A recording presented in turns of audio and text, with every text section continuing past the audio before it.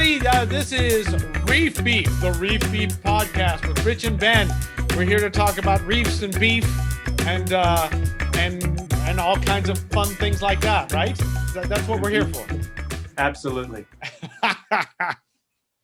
So what you say? We've moved over to our new YouTube channel. We have a Reef Beef YouTube channel dedicated. No more shit. No more shit. We changed the name, No More Shit. And we've got podcasts now. You can find the Reef Beef podcast. There's reefbeefpodcast.com. There's anywhere you get podcasts, you can get the Reef Beef podcast. We're like an official thing now. And we have a person in the chair who's helping us out, and they are to be referred to only as Snowman. They have Snowman. Code name. I guess if you and I would have thought of it. What? So cryptic. Cryptic. I guess you and I could have had code names had we been thinking about it at the beginning. We'd have to be rock stars. You have to be a rock star first. To have a code name? Yeah. You're a rock star. I need to catch up. You're also a rock star. I can be DJ Ketchup. I can be DJ Mattress Pad. Finally. Raise the roof. All right, but we're not here to raise the roof. We're here to keep the roof just where it's supposed to be. It's safer to have a roof over you. We got a beef. Beef is the framework. Beef. What's our beef? So my beef is Vermetid snails, and your beef is how people wrongly deal with Vermetid snails. Oh, yeah, okay. Those are good beefs. That's kind of weird. I'm telling you what your beef is, but I live to serve. But let me go real quick because mine's more simple. You don't have to go real quick. It's just, I'm gonna go super slow. We got 45 minutes to an hour, baby. I'm a talker. I can eat that up fast. Hey, you know what? I'm not wearing pants. Really? Yeah, I was gonna just wear boxers, but I'll do that next one. I read a thing that said if you have a secret that the audience doesn't know, it gives you more power. So I'm not wearing pants. You don't need more power. That's true. I just uber power. And maybe I am wearing pants. Maybe it's all so are they like Schrodinger's pants? They're at this moment, that's exactly what they are. And really, because we're just recording this and it's not live, this is Schrodinger's podcast.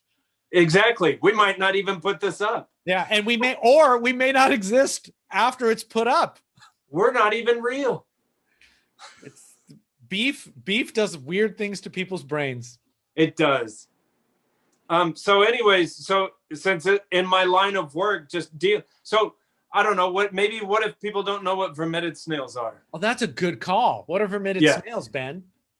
So correct me if I'm wrong, because you tend to be a little more scientific than I am. I'm a little more anecdotal. Okay. But yeah, I'm a little bit country. Yeah. And I'm a little bit rock and roll. Yeah. Let's swap wives. Okay. Yeah. Right? Wives swapping. That's a Donnie and Marie thing. Oh, no, they were brother and sister. Wait, that's Raising Arizona. It's everything. Remember, he suggests a wife swap and then high punches them. Keep your goddamn hands off my wife, Glenn. Now that is Back to the Future. No, it's... It is. Keep your goddamn hands off her. It's keep your goddamn hands off my wife, Glenn, is Raising Arizona. Raising Arizona. But don't you remember that part in Back to the Future? I do. Yes. But in Raising Arizona, he punches Glenn. Yeah. And Glenn flies like 40 feet. And that doesn't happen in Back to the Future. If you get punched by Nicolas Cage, that's exactly what the fuck Exactly what's going to happen. And you know what else Nicolas Cage knows all about? Vampires. Vermetid snails. Well, it starts with a V, so it's good enough. There's your segue. That's okay. So Vermetid snails, the way I know it, it's the only non-motile, which means mobile snail. So it's a snail that does not move around. It just sets up shop in a calcareous tube. Correct? As far as I know, yes. I don't know if it's the only, and I believe it's pronounced calcareous. Calcareous. Calcareous. Yeah. Okay. Calcareous. Okay. Or whatever. Yeah, it's a snail that builds a tube, and it starts at the base of the tube. It can look like a snail shell with a whorl, And Yeah. then they often grow up and out from that. So the edge of the tube, it looks like a long bong or something. And then, But and they'll be like, what is that? Like a millimeter, 1 millimeter? well, there's a couple of kinds, right? There's the tiny, tiny red ones. And there's big ones. And then there's the big ones. I'm talking more about the big ones that grow Really? up in glass, and they can be like that long, the tubes, and Okay. it's kind of nutty, and they're both pains in the ass. The ones I'm talking about are when you break down an older tank, because they don't necessarily like the light. They end up being in more cryptic areas of your tank, like behind the rock. Yeah. So when you break down a tank, and I'm talking more for me, like they're like about a millimeter across, and it's just like a hole punch. And so if you're taking apart live rock from an old system, taking it down, they just cut the hell out of your hands. But it's a tiny hole punch, right? It's just like a big small. like a big hypodermic needle. And a lot of times for me, like it'll go and it'll break off in there, and then you kind of get an infection, and I'm trying to squish it out. It stinks. Yeah. Ugh, that sucks. And the big ones can do the same thing, except a bigger hole punch. Yeah. And the bigger ones, I think, tend to be more problematic to your corals. So these snails, because they don't move around, they cast a mucus web, which is my porn name. And mucus web. And the mucus web catches food, and then they pull that back in.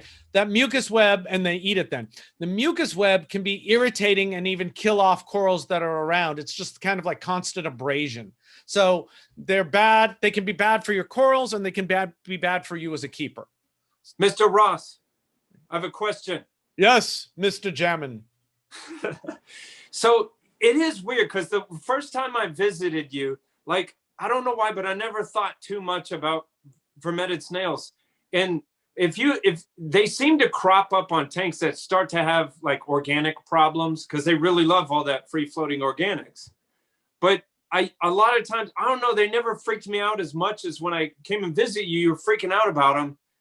And I thought like, oh man, I'd never really known them to be like that big of a deal, besides me cutting my hands. But listening to you and observing your tank, I actually saw it to where that's what I'm wondering is, does the mucus, is it messing with corals, or is it just the dragging stuff across it? Because we saw where it was messing with your corals. Yeah, I don't know the answer. I don't believe there's anything nasty about the mucus. I think it's just constant irritation. Okay. But I could be wrong. I guess we could talk to Leslie Harris about that. She might know. But she's a worm person. I don't know a snail person. A snail person. Maybe somebody out there in the listening sphere, the beefers, the reefers, the briefers. Let's call them beefers. Or you guys tell us, because we were brainstorming about this. We thought like the listeners of the podcast should be called beefers. Briefers. Reefers. That's it briefers or reefers? Briefers? Briefers. No, beefers. Not like a pair of underwear. Okay. Beefers. Our briefers, because that's beef and reef. No. Oh, well, let's leave it up to the beefers. The beefers. Okay. Let us know, beefers. Yeah, maybe they know if the mucus is actually toxic or damaging in any way but abrasion. Yeah. Let us know in the comments. I guess we have to read comments now. Isn't that what Snowman told us? We have to engage in the comments. We need to get bigger so we can hire someone to read the comments. Yeah. So I guess we'll be checking the comments on the YouTube page. How about that? Sporadically. Yeah. So leave it in the comments of the YouTube page, and we'll. What if it's just like a drunk dude and not like a science lady? Like, what if it's bro? If they're right. That's true. I guess there's we'll have to vet them somehow. Do many scientists say bro? Most of them write it in the comments. They wrote, hey, bro, in comments. They always say bro, male and female. Listen, brosif, I'm from Harvard. Yeah, from Harvard, bro. And they put bro like every third word. Bro, look, bro. Wow. Okay, so how do you deal with them? My beef is that people are looking for a magic bullet to deal with vermetid snails. Actually, this will be a beef that comes up. I'm thinking about this a lot over COVID because I've been watching a lot of people try to attack problems in their reef tank by finding some magic solution. And I don't. Magic has a cost, but I also don't think there are magic solutions. I think for a lot of the pest problems, it's just maintenance. You know, when you see a vermetid, you do something about it. But here's another crazy thing, because man, my money would be on, honestly, that most people watching this would say, oh, well, I know what vermetid snails are and they're in my system, but shit, I didn't even know it was a big deal. Well, it can be a big deal. It cannot be a big deal. You know, my system's 19 years old now. So somewhere in some tube somewhere, there are big vermetid snails pouring out babies. And there's aptasia in my overflow. So, I mean, stuff's going to happen. So maybe in other systems that are set up differently, people don't get them to be problematic. But I don't know. From what I saw in your tank, I saw clear evidence of them dragging across, and we saw like missing tissue from sections where the slime would be dragging across. I mean, I'm not going to write a peer-reviewed paper on it, but I saw what I felt like was pretty conclusive evidence of that. They can absolutely be problematic. Absolutely. You'll get people who say, you know, well, they've never been a problem for me. It's like, well, good. They're not always. It's like the opposite of biological controls. You know, pests are only pests generally when they reach a level that they become a problem. You know, red bugs are only a problem when you get too many of them. You know, aptasia are no big deal. If you got one or two of them, you just caulk them like I did the other day. They're gone now. You know, Mahanos are no big deal if there's a couple of them, because you scrape them or inject them or caulk them or whatever you want to do to them. Vermetid snails, you know, and when they're small, I have more of a problem with the big ones. So the little ones, they don't bother me so much. And you can just scrape them and break them. It's when you're pulling them apart that, I mean, just wear gloves, I guess. But the big ones can, you know, start small and they're not a problem till they become a problem. I have to go. When you were here, I was on a quest to knock them back. But I was also experimenting with a lot of different ways to deal with them at the time. And I redid a bunch of the tank. I had to rearrange a bunch of stuff and cut stuff back. And now I've exposed more vermetid snails that I have to take care of. So in the next week or two, maybe I'll make a video of it. For the briefers, maybe we'll do Patreon. We'll have secret content. You have to pay us $50. Secret content. $1 million. We'll have to see what Snowman says about that. Hey, your camera shakes a little bit. Oh, I got a new desk and I'm standing. So that's I'm about to have an epileptic seizure because of it. Sweet foam. Yeah. Oh wow! Don't let him swallow his tongue. Don't fucking. Just watch him die. I've lived a good 45. Later, Ben. I thought you were about to say bitch. Later, Snowman bitch. will just walk right in and sit down. He'll be he won't be behind the scenes anymore. If he's a he. That's true. The first piece of the puzzle to who. We don't know. Wait a minute. No. I'm not stupid. Listen, his name is Snowman. Yeah, it's a ruse, man. It sets you off on the wrong path. Wait a minute. Snowman's a woman. I have no idea how Snowman self-identifies. So how do you first tell me how are you saying that people do not deal with them properly? You're saying they wait till there's a million billion of them, and then they want something to magically come in and make them go away, and then they are all upset. And that's it. And I'm not even aware of a single. There's no company marketing that like. No, more biological controls. People look at biological controls as a silver bullet here. You know, there's the bumblebee, some sort of wrasse or sharp nose puffer. People will say wrasses. I think that can help keep them down. People will say, but I've got a rhomboid and a femininus and a pink streak. What is a pseudocalinus? And they go after them when I kill them. Well, because you think that they could go after them when they were tiny babies or something. Yeah, But yeah, maybe I that's saw why. that when you bust them open, and it's like smorgasbord. Yeah, maybe that's why I don't have the small ones as much. Maybe they go after the small ones more, and I Yeah. don't see them. But yeah. So what do you do to deal with vermetid snails? You kill them. You kill them, and you can be very creative how you kill them. You know, if they're easily accessible, a dental pick in the hole, and you just crack. That's pretty tedious. Yeah, but you do 10 in 5 minutes, and then the next time you're in the tank, you do 10 more. Yeah. And I'm telling you, it's like popping boils or something. You know, when you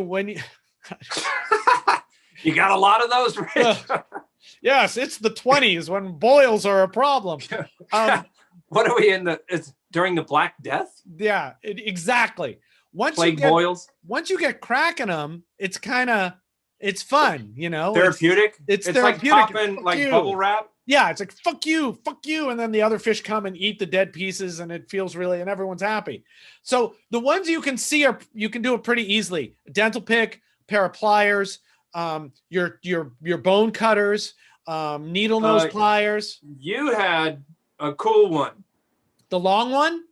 No, the method of getting rid of them. I like. Oh, with the laser. Yep. Yeah. So I'm not sure how well that works yet. I can't tell. I don't know if my laser is old or. But it made sounds like they were cooking. Yeah, well, it does make sounds like they are cooking, and I have seen, and I have not documented any of this. I have seen some snails some vermetids seem to be dead after the treatment. I've seen some come back a little later after the treatment, and I've seen some not really be affected. So I'm kind of, if any of the people listening have a recommendation on a new, more powerful laser than the one I got a few years ago, that would be great. The idea seems to make something, if the laser is on something and making noise, it should be heating that thing up. So it should be cooking the snail inside. So what if the people making the laser have some sort of onboard, like it's just making cooking noises? You hear those noises when it hits anything, if you're burning algae or Aptasia or whatever. I did play, and I've been considering getting one for trying to burn Mahano. I would never do Aptasia because they would just spit out gametes or whatever. They would just, the pieces can, any piece of a Aptasia can grow a new Aptasia. I always liken that to the old Disney movie, the Fantasia, where Mickey Mouse chops up that broom. Exactly. And there's just 50,000 brooms. Exactly.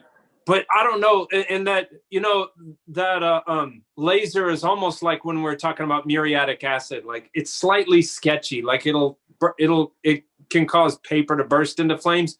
So even when I was using at your house, I was still like kind of scared about it, because also too, and maybe someone can answer this as well. Like, I didn't know the physics of it. Like, it could never crack your glass, right? Like, nope. Superheat.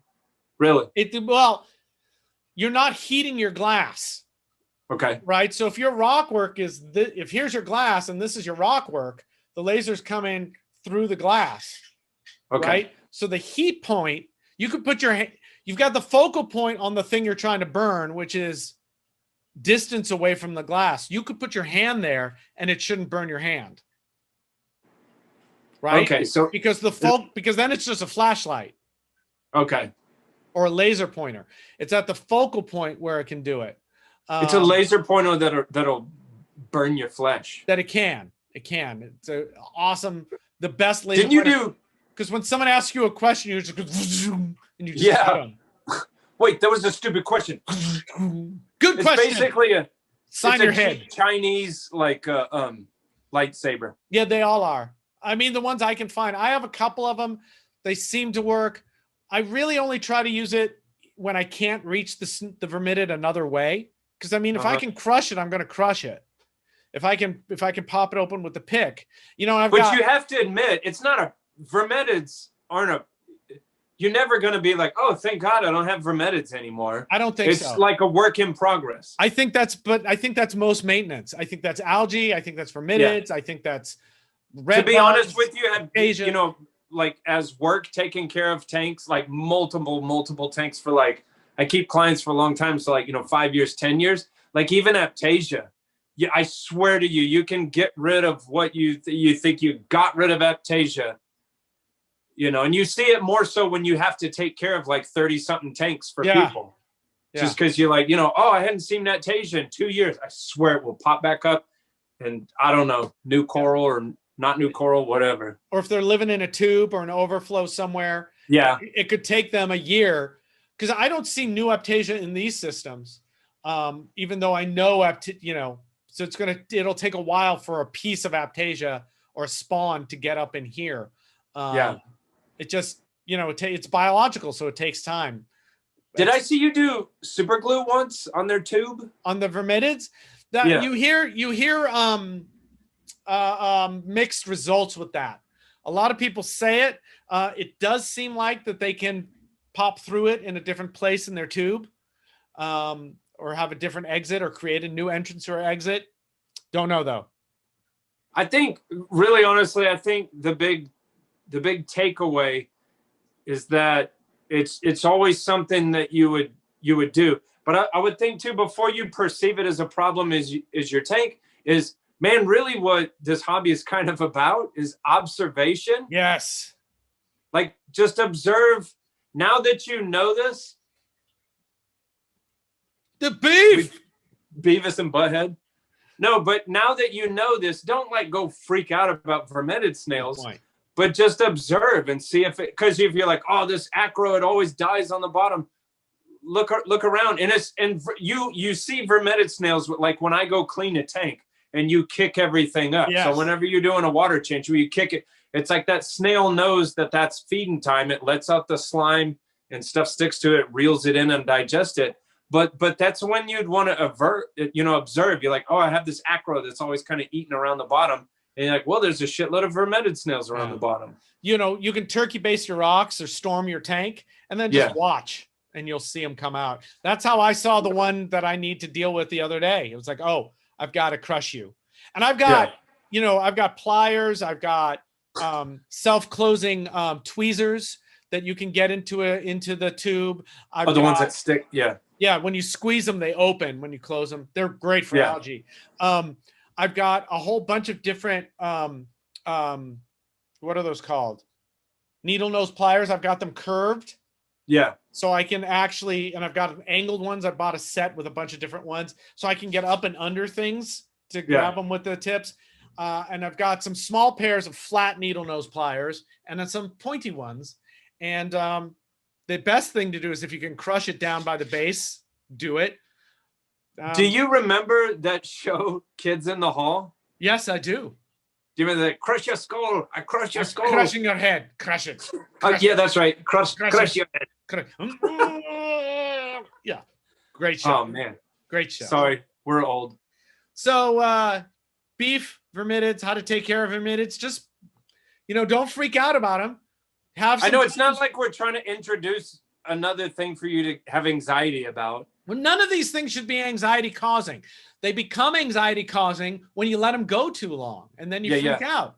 So, have your tools. I've got a magnetic holder in my canopy and all my tools are right there. So if I'm messing around in the tank and vermetid, I can grab whatever tool, pop it and put it back and be done. And it's just part of the maintenance. Just every time you're in the tank, look for it. And if you see it, do something. Yeah. Ongoing effort. Ongoing observation. Really, honestly, I mean, wouldn't that be the truth? That's why we do this. I mean, because, a lot of people say, oh, I got a reef tank. And you could, kind of watch them and it's like they don't mess with it or look at it much. Well, trying not to mess with your tank is a good thing.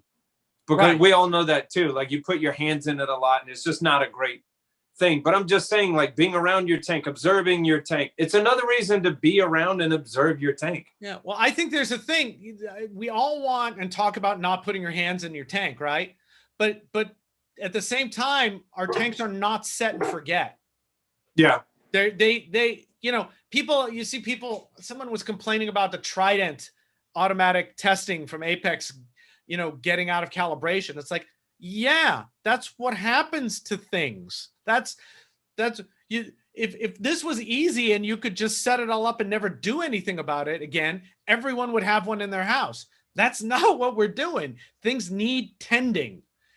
Yeah, I mean, that kind of reminds me of, you know, being involved in the side of this hobby where this is my job. And so like working in stores, like you just see like waves crashing against rocks. You just see all these people get in the hobby. It's like, man, only a fortunate few of you are really going to stick with it. Right. But because, you know, the other people, it's almost like I'm just taking your money for a while and trying to guide you as best I can until you decide like, man, this is too much work. You know, there's the people like us that have been in this so long. We're like, what is wrong with you? It's like, we really like aquariums. I tried to be really lazy for several years there. And I was successfully, and I don't want to do make work, but but over COVID and watching and listening to other people and seeing what people write about and what their problems are, it dawned on me that even I was doing it, that I was trying to set things up forever and be done.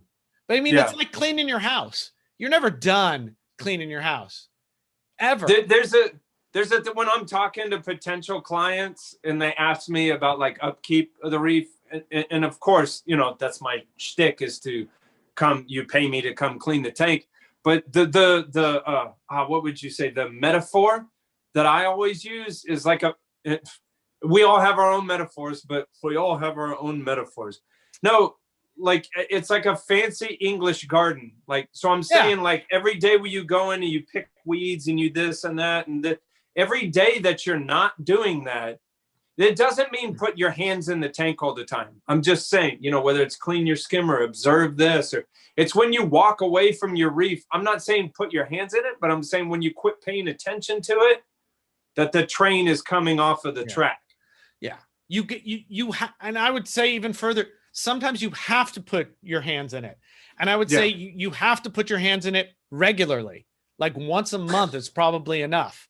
There's stuff that you need to do, you know, some crap falls, you know, I went in with a net last week was one of the things I did to pick up all kinds of little pieces of rubble that just looked like turds and change the look of the tank. And I want the tank to be bright, not, So, you know, there's just stuff that happens in your tank. And when you have to go into the tank, you're already in there. If you've made a mental list of things that or an actual list, you could actually make a list.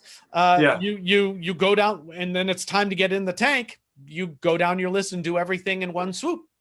Knock down some of these vermetid snails. Kapow. Kapow. All right, so how much time do we have left? You've got 3 minutes to tell us about your client. No, we've got some time. Okay.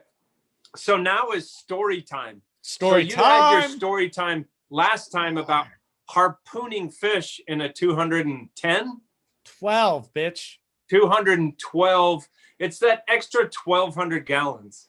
212-gallon aquarium. So if you want to hear about that, be sure and listen to the last one. What is this? Episode number 5? Episode number 5. So it's episode number 4 if you want to hear about Richard spearfishing little fish out of a humongous aquarium. Yep. So now I was going to talk about apparently Snowman is telling me that asking our listeners to like and subscribe. We got to do that thing. I watch my little daughter watches YouTube videos all the time, and it's like I kind of dread having to say that stuff, but I mean it freaking is what it is. So we got to say subscribe, hit like and the bell so you get constant, you know, like, and subscribe, whatever. Subscribe and share. Yeah. Crush like now. Smash it. Smash Crush it. Crush it like Conan. Crush the like button. Yeah. Listen to the lamentations of their women. Yeah. Oh, and I guess the other thing that will really help us out is reviews on podcast sites. Just do don't make us beg. Just do the things that are good. You want to know the best review I ever saw of a podcast? It was for that? It was for Very Bad Wizards. The review was, and it's a whole thing with them now, is this podcast is repugnant. It was it. It's the best review ever. I saw one that said this shit is terrible. Keep doing it. Yep. Perfect. Perfect. All right. So you've got some client you want to tell us about. Well, so I figured story time, like I have a bunch of crazy stories, but so in the late 90s, I worked for a company in Dallas, and we had just a freaking who's who list of rich and famous and blah blah blah sort of people. And so I was one of the main technicians there. So for 2 years I cleaned. So if there's any fans of football, I had to be honest with you, like I don't watch football that much anymore. That's a sport, right? It is a sport. You take a ball and you bring it past some lines, and their beefcake dudes, they run into your beefcake dudes, and then someone shoots a score. Perfect. That sounds like sports thing. No, but this was in Dallas. I mean, now I live in Houston, but this was in Dallas. So I cleaned Emmitt Smith's aquarium, and I believe he still has it, but he's like the a running back when you hand the dude the ball and he runs. Do you even know that? Sure. I used to be a running back. No, listen. So like, not that anyone gives a shit, but I'm just saying, I'm trying to teach you here, Richard. Like in football, listen, just pretend like you care. Okay. Do you pretend like you care face?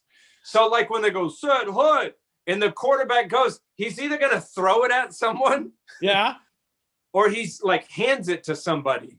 And the guy he hands it to is the handoff guy? He's the handoff guy.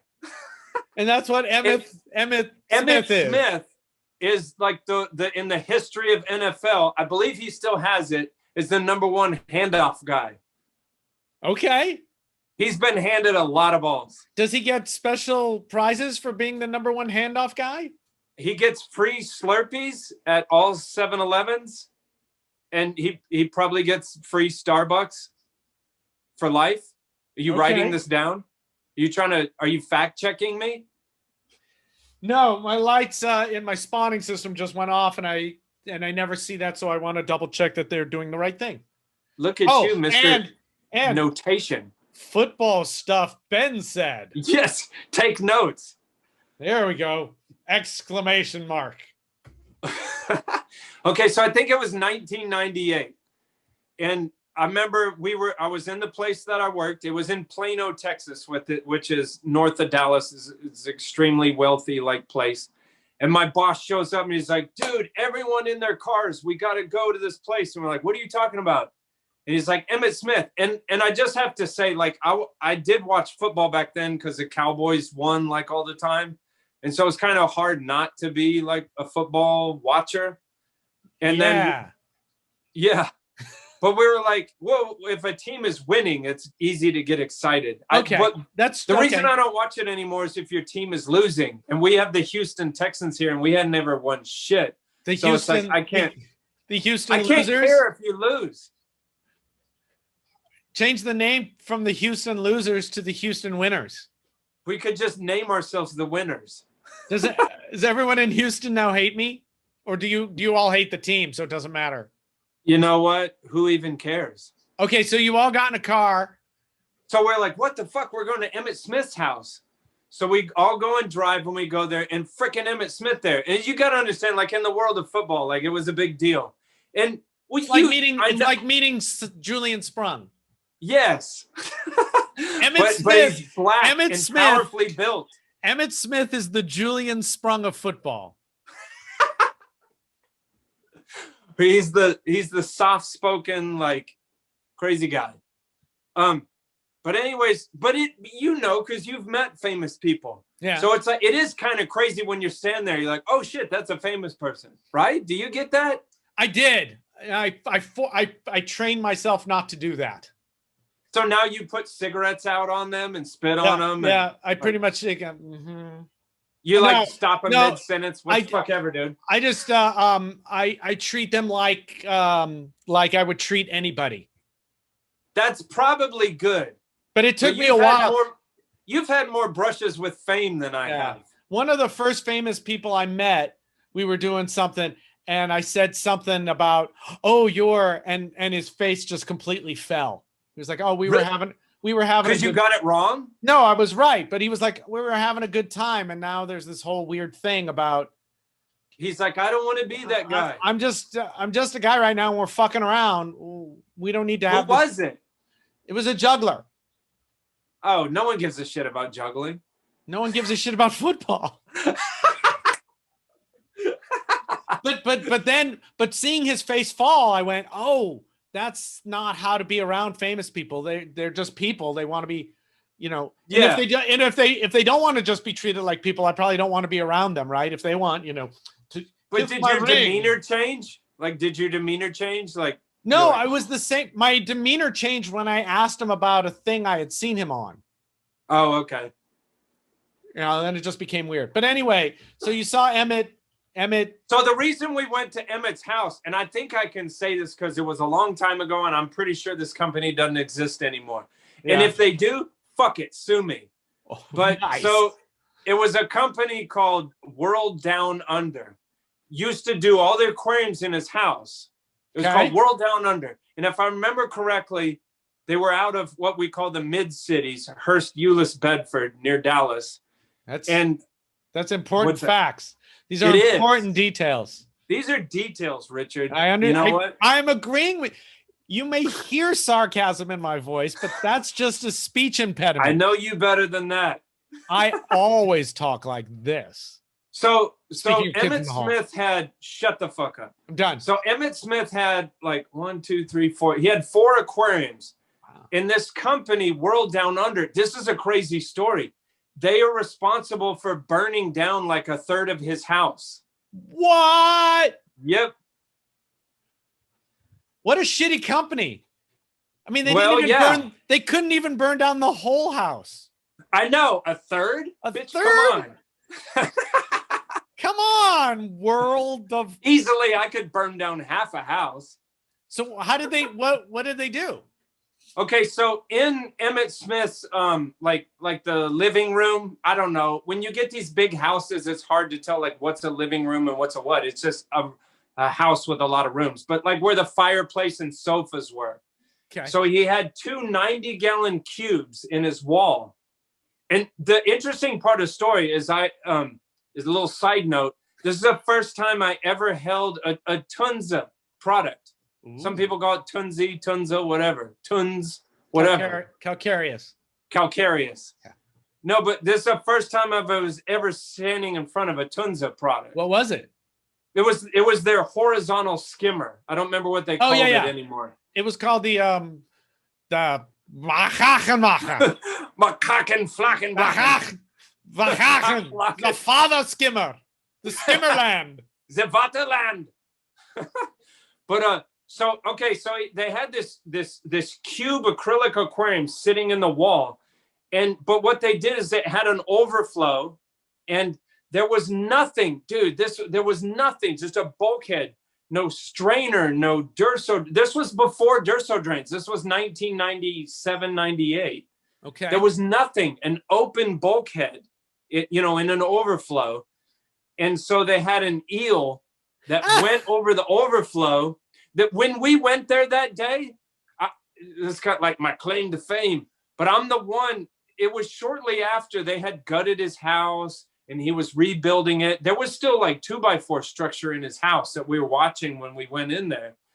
And for whatever reason, the fire marshal was there that day that we were there. And so I guess it was not too long after all this happened, but they were telling us that it was something that was in, I don't know if any firemen are watching this. It was called a wall fire. I've never heard of that before. I think that's when a wall catches on fire. You know what? I'm looking at the wall and fire, and I'm thinking you're probably correct. Yeah. But so the eel went over the overflow and was fat enough to get stuck in there. And so it welded the tank up, and salt water spilled inside the wall, caused an electrical fire. And so the fire is raging inside the wall that the fire marshal was telling us was drawing oxygen from the attic. And so before you would even know that your house is on fire, it's just fucking on fire. Wow. Poor Emmitt Smith. Yeah, but he's a millionaire, so that doesn't matter. Oh. Okay. But anyway, so I was the one that went and cut some of the plumbing off. My boss handed me like a PVC cutter and was like, clean all this up. And so Emmitt was talking to my boss, and my boss smooth talked him into some stuff, and we eventually redid all his aquariums. Which, man, I gotta say, I mean, I cannot believe, and I've seen this kind of thing in 25 years of doing this, that like someone will go through the craziest situation. They're like, all right, let's talk about getting new aquariums. And you're like, what the fuck? If I was you, like, I would never want to think about aquariums ever again. You burnt down a third of my house. And he was like, no, let's do it. He really likes aquariums. Bitch. I'm Emmitt Smith, dog. Emmitt Smith was really cool. It was crazy, man, because, well, I'll get to some other stories and I'll move real quick. Yeah. But, like, I'm 6'3", so I'm kind of tall. And he's not. God damn it. Someone's having an emergency. And I don't even care. I hope. Like one of my clients, their house is a third on fire. and then the last call is the guy from Equalizer calling you to hire you back. I'm suing you. I know he's going to hire you again. He wants you back. This is karma. This is one of my clients said, a third of my house is on fire. A third. 2/3. 2/3. Yes. You're better with Whirly World or whatever they were called. Exactly. I can burn more of your house down. No, that does freak me out. I'll have to find out. I'll tell you. But oh shit, what was I saying? So he was replacing everything and you thought he'd just go, fuck it, pull it all out. Well, yeah, but so let's fast forward a little bit. Okay. So I cleaned his aquarium for 2 years. And these are busy type of people. So I only met him 2 times in his own house. What I was getting at earlier is because I'm 6'3", I'm a tall guy. Right. And he's not that tall. I don't remember. He was like 5'10", 5'11". But it was the first time I ever spoke to him one-on-one. It was just me and him in a room. And he's sitting there talking to me. And I was like, what? The whole time I'm like, what the fuck? This is like a famous person. It was freaking me out. Did you touch him? Yeah, as he's talking, I'm slowly like, boop. I booped his nose. You booped Emmitt Smith. You booped the running back. Yeah. No, so there was a time he had, it was weird. He had a lot of plants in his house and he had this is weird. A lot of he had marijuana. No, he had he had a lot of plants in his house and he had a professional that would come and like wax them. Is that a thing? It was if you're that rich, sure. He had a person that fertilized and watered and waxed his plants in his house. Fertilized, waxed, and moistened his plants. Moistened his plants. And this wasn't sexual. No, you know it's weird. Okay, let me segue. Because the professional plant person drove up there in a Porsche. And I was always like, how the fuck you're a plant guy? You got a Porsche. Well, he was a former professional basketball player, but in Europe. But he was American. So like in Europe, it was a whole thing. I didn't know. It's a weird story. It's a weird story. So you got a professional basketball player waxing your plants in your house. But so one of the aquariums, the biggest aquarium was a 230-gallon reef tank in Emmitt's game room in the 2nd floor. And so for some reason, the plant guy and me, the aquarium guy, would always be there at the same time. And man, it took me hours. Are you yelling at people? The dogs. Do you have anger issues? No, I just told them to quit it. I didn't say, fuck you dogs, I'm going to kill you. And then go out there and beat them. It was still aggressive. I said, quit it. Do your dogs speak English? Yes. You're going to have to show your dogs one time because they have no hair. This is true. Okay. And our cat is weird now. It's weird. Finish your stories. The fuck was I saying? I don't know. You're talking about Emmitt and he's tall and you booped him and he's not tall enough and he got new tanks and you were there for 2 years and you saw him twice. No. Stop. Quit talking because my train came back. So the plant guy did his job and I did my job. But in his game room, he had Miss Pac-Man. He had Addams Family Pinball. He had a racing game where you sit down in a chair and race. So we finished at the same time. And the plant guy was like, hey, let's go play the racing game. And so I finished. His tanks would take me a long time. But so we sat there and this guy was better at the racing video game than I was. Yeah. So I would get physical with him. This pro play, I would elbow him to fuck him up. And so we're doing this, and the door opens, and fucking Emmitt Smith walks in, and both me and the plant guy were looking at him like, oh shit. And it's funny, man. I remember, it's burned in my brain. Emmitt goes, "Did you finish?" And I go, "Yes, sir." And then the plant guy, he goes, "Did you do your thing?" And he goes, "Yes, sir." And Emmitt goes, "Okay." He goes, "I won't tell your boss." I was like, oh fuck. Oh, I remember it was 1998 because from there, Emmitt walks over to this big TV and he starts playing NFL Madden 98. And he's playing this like football video game. Of because himself? I know you would do that. Of himself? You know, yes, he did. And he fucking, this is so surreal because he was playing it and me and the plant guy were watching like, what the fuck? Because he was being the Cowboys. And he goes, "Man, they made me too slow." And I was just like, what the fuck is going on? Great. Like, that's a great if you're story. playing yourself in a video game, you better not be too slow. Yeah. Did you ever go and have sex with his wife and have him walk in and go, "Did you Oh, finish? dude. Did you finish? Did you finish?" I did not. All right. But his wife was gorgeous. His wife was a Miss Universe or something like that. And oh, dude, you segued and you didn't even know it. His wife had been married. Do you remember Martin Lawrence? I used to watch that show, Martin. Martin. Yep. Yeah. His wife had been Gina. married to Martin Lawrence. And Martin and his wife had a little daughter. There was one time when I was cleaning his 360-gallon fish only system, and the little kid walked up. But this was like, this was the time when I was still watching Martin reruns or whatever it was, whether it's current on TV. Dude, it was so creepy. And man, if Martin Lawrence's and Emmitt Smith's stepdaughter is watching this, I apologize. But she looked just like Martin Lawrence. She was like a tiny 4-year-old Martin Lawrence. Oh my God. And I was like, man, I hope she grows into that. And then and now you're married to her. Yeah. I'm married to Martin Lawrence's daughter and Emmitt Smith's stepdaughter. Fucking excellent. What kind of tanks did he have? So downstairs, he had a circular room. A big circular room was his media room. And so this is weird. This is 1998. So this was before like flat screen TVs and all that. Yeah. And it was weird. He had 14 like tube TVs. This is back when TVs were still tube, whatever.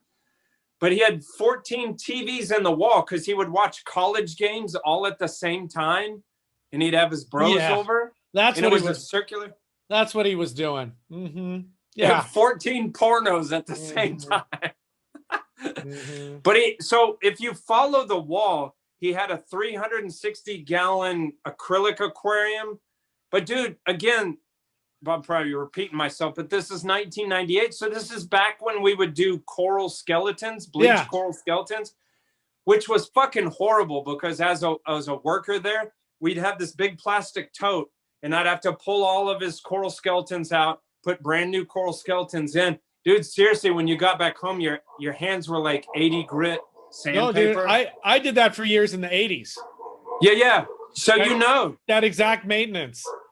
The funny thing is, in the 90s, I must have been on the tail end of doing that. Yeah, we used to also, some people would recommend you put them in the dishwasher to clean them. Really? Yeah. We would bring them back. It was a company. Them. Do you remember Tideline? Yeah.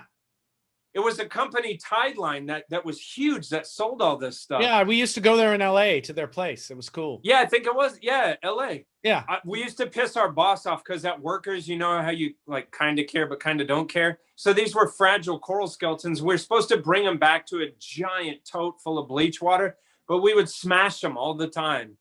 Yeah, because they break. Blue Ridge and Acroporas and Tubipora Musica, but we would smash them. Yeah, and it's really hard to find data on how much corals are still harvested for the curio industry. Yeah, no joke. It's a lot. Tideline, thinking about it now, going in there, it is just this, warehouse of dead stuff. It was, as far as I know, that shit ended about 2000. It was like big no. So I was on the tail end of that. Yeah, it's still happening. So that was a 360 gallon like curved aquarium that curved with the what was in it? Like a big lionfish. Okay. It was and because when this was like around when was this, like 1998? How many times do you want me to say it, motherfucker? That seems like the right. Yeah, so you would have a big lion, you have a lionfish and a panther grouper. Yeah, and it was like lionfish and lunar wrasse and yellow belly, you know, dog-faced puffer, you know, some sort of angel, that kind of thing. So then you move from there into his den, and he still had the 90-gallon acrylics, and they were fish. It's just a weird choice because, you know, 2 90-gallon acrylics that were, again, were more, you know, coral skeletons. Yeah. And then from there you went upstairs, and he had, which to him, I think was a newer thing, was a reef tank. But God, dude. So I had talked to Snowman about this because I wanted to share photos during this podcast, but I wasn't sure how that works as sharing pictures. And I never signed an NDA, non-disclosure act, none of that kind of crap. But I took photos inside of his house, so I don't know, like, what's the permissibility of showing. We'll let Snowman decide that for us. That's Snowman's job. Yeah. I don't know. Because there I naked have pictures of the tanks. They're naked pictures? Of his wife, you know. You didn't get all naked with the plant guy? Run around the house naked? I was the photographer. Naked? Someone's got to hold the shaky camera. What was the Wait, I have one more story. Do I have room for one? Yeah, we should wrap up. So yeah, tell your one more story and we'll get out. I'll do it fast. Okay. So within 2 years, you know, that would be 2000. Shut up. I moved here to Houston in 2000. No, you'd think you'd see this dude because I was there once a week. You'd think you'd see this dude all the time, but this is a busy like NFL dude. So the time that I was there the most, they let me know before I pulled up. They're like, he's having a party. Just, you know, be whatever, do your job, do whatever. So I was like, okay, because he has a house manager, someone that had an office in the front of his house that would always instruct me what was going on. So when I get up to his game room, this is the second time I ever met him. I get up to his game room, and because the game room reef tank would be last. And I walked in the room and I was like, oh shit. Because there was like a bunch of famous Dallas Cowboys in there, like playing video games, playing pool, watching a movie, playing dominoes, all that. And I was like, ugh. And I kind of stood there, and Emmitt goes, no, it's cool. Come on. And so I was like, okay. So I'm doing all my stuff, cleaning this reef tank, you know, and you're doing this. And the whole time I'm cleaning, but it's like famous people that I watch on TV. Were they like, oh, I dropped my pencil. Would you pick it up for me? It was... I'm like, oh shit. And I'm looking for a black couch. Make sure I'm not like, here's a classic example of when to keep your fucking trap shut. So this is when I was in my 20s. So I go, okay, I walk in the room and I'm cleaning the aquarium. There's all this hustle and bustle going on. I'm cleaning the aquarium. I'm doing the magnet. I'm cleaning the skimmer, all this. But I keep thinking to myself like, oh, that'd be cool if you said something to Emmitt. Like, I don't know why the fuck I thought that. And so Emmitt is in the corner to my right. He's playing dominoes with Nate Newton. So if there's any football fans, they'll know who that is. Dude. He was like he was like a tight end. No, I can't remember if he was offensive or defensive. Richard, I know you don't give a shit about football, but this was the biggest motherfucker I'd ever stand in front of. Like, have you ever stood in front of someone that's so big that it feels like they have gravity? Yes, I have. This was this dude, Nate Newton. He was the size of a doorway. He went to go get a drink and he bent down to go in the doorway. And I was like, what the fuck? Anyways, Emmitt is playing dominoes with Nate Newton in the corner. So finally, okay. So if I remember correctly, like, people in Dallas were pissed because Emmitt didn't end his career with Dallas. He went to the Phoenix Cardinals, but he was still living in Dallas, of course. So, no, you know what? This might have been when he was still with the Cowboys. Don't listen to me. But so I have to. I'm going to tell you this details that you don't care. But so Emmitt was so great because there was this fullback. His name was Daryl Johnson. We called him the Moose. But he would block for the running back. But listen, Emmitt was good by himself, but he was so good because of this dude that they called the Moose, because he would block for him and make holes. And so they had gotten rid of the Moose. So Emmitt had for a long time, and this is when Michael Irvin got in trouble for cocaine, and the Cowboys had fallen apart. They weren't winning Super Bowls anymore. So Emmitt hadn't had a good game in a long time. And I had watched a game the night prior, a Sunday night football, and he did a good job. It was like 100-something yards. It was like old school. So this is me here cleaning the aquarium with a magnet. And there was a lull in the conversation. And I go, Emmitt. And I go, I saw your game last night. And I go, it was like old school. And you know what you just said about the pencil dropping? Yeah. It was like a fucking pencil drop. And there was like 15 people in the room and it went quiet. And I was sitting there like, what the fuck? Why did I say something? And it was quiet. And I turned and looked at him and everyone was looking at Emmitt. And I was like, I'm fired. I'm fired. And Emmitt goes, old school. And he goes, yeah. And then all of a sudden the noise came back up. And I was like, in my head, I was like, Ben, shut the fuck up. Clean the tank. No one, you're the fish guy. Like no one needs to know. He's not your friend. He's not your friend. No one gives a fuck what you're saying. Fucking awesome. I was writing down the title of this episode. It's called Ben Won't Shut the Fuck Up? No, it's called A Classic Example of When to Keep Your Mouth Shut. On many different levels. All right, so take us out. We're supposed to say the things Snowman said to say. So you say them this time. The things we're supposed to say. What are we supposed to say? We're supposed to say like and share and like subscribe. and share and smash the like and the bell and the Spotify and the yeah. Okay, good. Do this shit. Come on, we're grown ass people. Grown ass people. Cool. I mean, really, if your kid is watching this, what the fuck is wrong with you? That's a really good question. Yeah. If your kid is watching this, please write to us in the comments and tell us what the fuck is wrong with you. The only comment I'm gonna read is if you can exactly explain to me what the fuck is wrong with me. What the fuck is wrong with you? And yeah, all right, and then that's it. Let's get out. We'll be done, and then next week we'll do another one. So that was Reef Beef. Reef Beef. Reef Beef. We'll see you guys next week. Have fun. Take care. Thank you. Okay, I have to hit stop.